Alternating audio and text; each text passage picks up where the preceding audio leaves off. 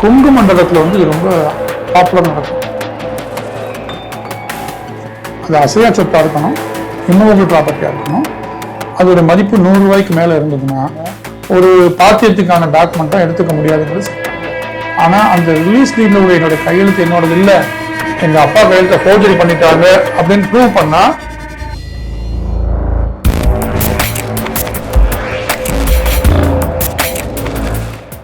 இந்த மாதிரி குடும்ப சொத்துக்கள் பெண் பிள்ளைகள் வந்து சொத்து உரிமை எனக்கு வேணாம் நீங்க வச்சுக்கோ அப்படின்னு சொல்லிட்டு போயிட்டாங்கன்னா அதையுமே ரெஜிஸ்டர் பண்ணி ஒரு ப்ராசஸ் கொண்டு வரணுமா? ரிலீஸ் அப்படின்னு ஒரு டாக்குமெண்ட் உண்டு, தமிழ்ல வந்து விடுதலை பத்திரமா. விடுதலை பத்திரமா. இப்போ ரெஜிஸ்ட்ரேஷன் ஆக்ட் என்ன சொல்லுதுன்னா, இந்தியா பொறுத்த வரைக்கும் ஒரு இம்மூவபிள் அசையா சொத்து 100 ரூபாய்க்கு மேல மதிப்பு இருக்கு, மினிமம் குவாலிஃபிகேஷன். அது அசையா சொத்தா இருக்கணும், இம்மூவபிள் ப்ராப்பர்ட்டியா இருக்கணும். அதோட மதிப்பு 100 ரூபாய்க்கு மேல இருந்ததுன்னா அது விஷயமா ஏதாவது டாக்குமெண்ட் எழுதணும் அப்படின்னா, any document, any kind of document எழுதணும் அப்படின்னா அந்த பத்திரம் மூலமா அந்த சொத்தின் மேல உள்ள உரிமை வந்து ரிமூவ் ஆகுதா, ரிலீஸ் ஆகுதா, எக்ஸ்டிங்கிஷ் ஆகுதா, அல்லது இன்னொருத்தருக்கு அந்த உரிமையை கொடுக்குறோமா அப்படின்னு பார்க்க சொல்றாங்க. அந்த ஒரு பத்திரம் மூலமா ஒருத்தருக்கு புதுசா ஒரு உரிமை கிடைத்தாலோ அவர் ஒருத்தருக்குள்ள உரிமை வந்து பறிபோனாலோ அப்படிப்பட்ட பத்திரத்தை கண்டிப்பா பதிவு பண்ணி ஆகணும். இது பதிவு சட்டத்துல இருக்கு. அப்படி பதிவு பண்ணாக்க அந்த டாக்குமெண்ட்டை கோர்ட்லயோ எவிடன்ஸ்லயோ எங்கேயுமோ ஒரு பாத்தியத்துக்கான டாக்குமெண்ட்டா எடுத்துக்க முடியாதுங்கிறது சட்டம்.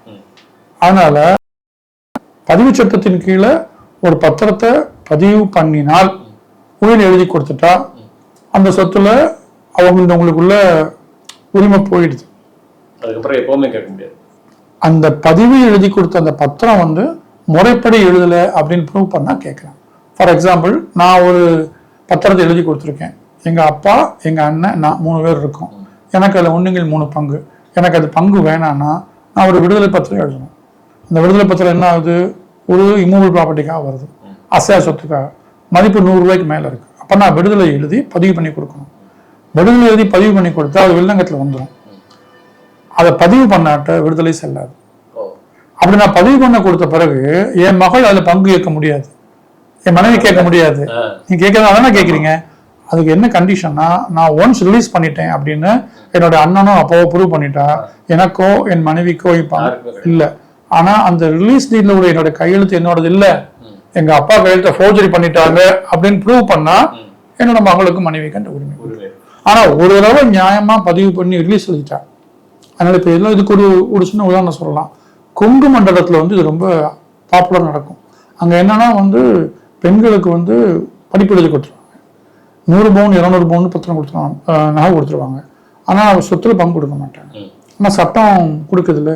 அதனால கொங்கு மண்டலம் இல்லை, இப்போ எல்லா ஊர்லேயும் ஆரம்பிச்சிட்டாங்க. என்ன பண்ணுறாங்கன்னா, நிச்சயத்துக்கு முன்னாடி அந்த பொண்ணை கூப்பிட்டு ஒரு விடுதலை பத்திரம்.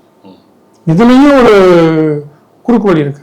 ஜெனரல் டேர்ம்ஸ் பாகபாத்திய விடுதலை பத்திரம் அப்படின்னா, சொத்து விவரத்தையே காட்டாம எனக்கு உன் சொத்துல என்ன பங்கு இருக்கோ எதா இருந்தாலும் சரி விடுதலை பண்ணிடுறேன் எழுதி வாங்கிட்டு அப்புறம் தான் நிச்சயம் பண்றாங்க. அதனால விடுதலை எழுதி கொடுத்துட்டோம், பதிவு பண்ணிட்டோம்னா அந்த சொத்துல அவங்களுக்கு பங்கு இல்லை. அவங்களுக்கு பங்கு இல்லாம பாத்துக்கணும்னா விடுதலை எழுதி வாங்க.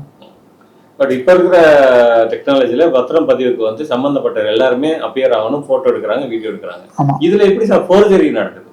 இப்ப சொல்றேன், இப்ப நான் வந்து ஃபர்ஸ்ட் வந்து கரப்ஷன், அதை விட்டுருங்க. அதை நம்ம என்னதான் நீங்க சட்டங்களை கொண்டு வந்தாலும் வேற ஏதாவது சொன்னேன், விதிகள் வரும்பொழுது விதிவிலக்கு வந்துடும். இப்படி சாஃப்ட்வேர் வரும்போது ஒரு மால்வேர் வருது அந்த மாதிரி. அதனால ஃபோர்ஜரி இம்பர்சனேஷன்லாம் இல்லாம இன்னைக்கு தேதியில ஒரு திருட்டுத்தனமான பத்திரம் பதிவு பண்ண முடியாது. அதுக்கு பண்ணக்கூடிய ஒரே வாய்ப்பு இதுதான், கரப்டிவ் பிராக்டிஸ் தான். கரப்டிவ் பிராக்டிஸ் இல்லைன்னா இந்த போலி பத்திரங்களுக்கு இன்னைக்கு சூழ்நிலையில வாய்ப்பே இல்லை, சுத்தமா வாய்ப்பு. அது ஒன்னொன்று சொல்றேன் சார், இந்த 2வது மனைவிங்கிற வார்த்தை தமிழ்நாட்டில் சட்டத்தில் கிடையாது சார்.